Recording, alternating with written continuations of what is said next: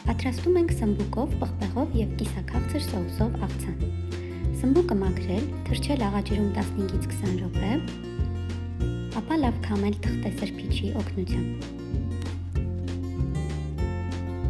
Սմբուկին ավելացնում ենք մի քիչ օսլավ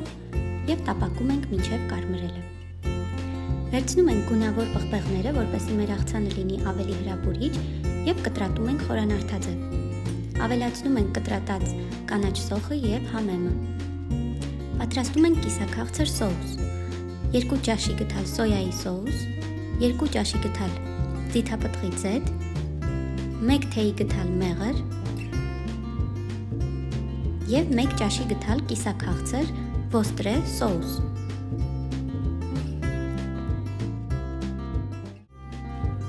Պղպեղին ավելացնում ենք տապակած սմբուկը և մատուցում տաք վիճակում։